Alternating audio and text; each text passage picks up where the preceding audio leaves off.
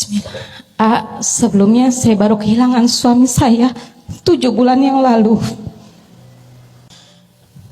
dengan meninggalkan 3 orang anak yang masih kecil-kecil, kelas 6, kelas 5 dan baru kelas 1.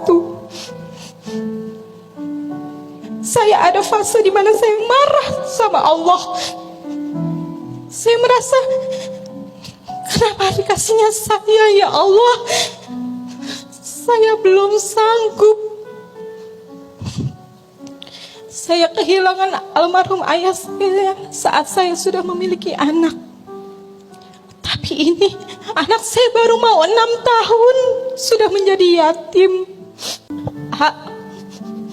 Bagaimana saya bisa belajar seperti ibu AA yang bisa menerima takdir menjadi ibu? Terus terang saya ada di fase ingin mengakhiri hidup saya karena ini berat sekali. Saya harus menjadi seorang ayah dan saya harus menjadi seorang ibu buat ketiga anak saya yang masih kecil-kecil.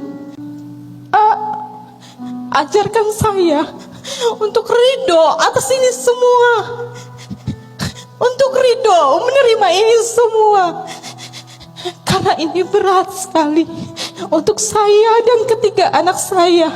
Saya sudah tidak ada almarhum bapak sebagai pegangan laki-laki. Saya tidak punya abang, saya tidak punya sosok laki-laki yang menguatkan saya. Saya harus menjadi laki-laki dan harus menjadi perempuan untuk ketiga anak saya. Anak saya alhamdulillah sekolah di sekolah tahfiz Quran semua. Yang kelas 6 sudah hafal 7 juz. Yang kelas 5 sudah hafal 5 juz. Apa saya mampu menjadi madrasah untuk anak-anak saya sedangkan saya rapuh? Saya rapuh sekali. Ajarkan saya untuk bisa menerima takdir, belajar menerima takdir atas semua ketetapan Allah ini. Ada 3 ayat dalam Al-Quran. Yang ayat ini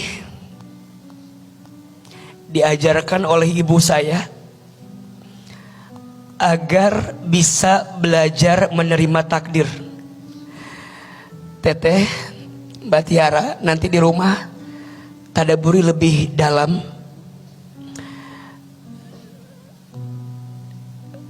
Yang pertama, surat Al-Baqarah ayat 216. Isinya, dan boleh jadi kamu membenci sesuatu padahal itu baik bagimu, dan boleh jadi kamu menyukai sesuatu padahal itu buruk bagimu. Wallahu ya'lamu wa antum la ta'lamun.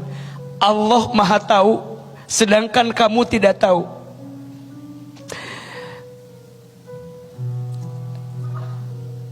Untuk setiap kita yang pernah kehilangan, percayalah, tidak ada yang namanya kehilangan.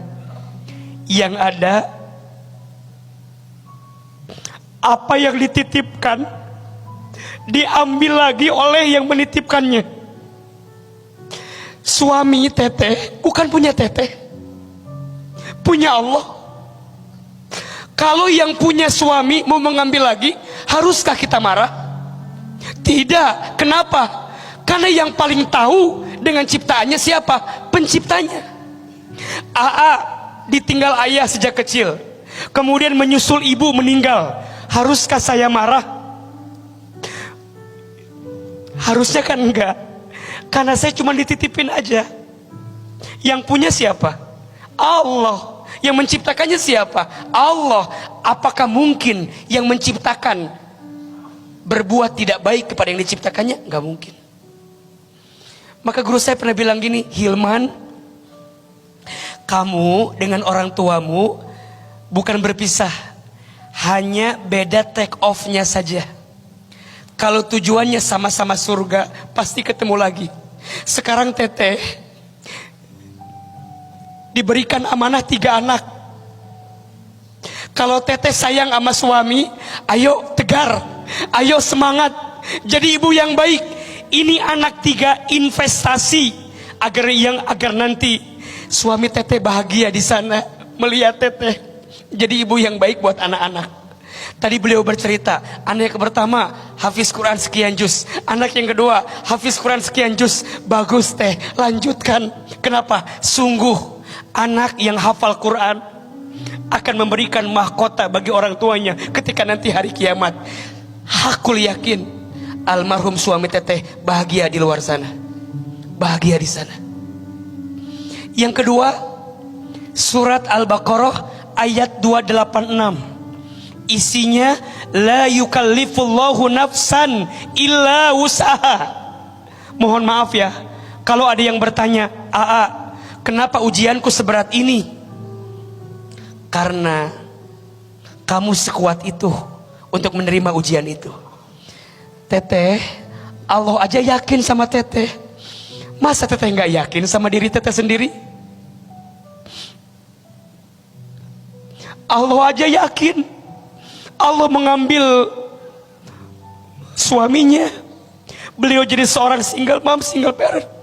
Kenapa? Kenapa nggak yang lain? Kenapa harus saya, Ustadz? Karena saya yang kata Allah mampu. Itu yang ibu saya ucapkan.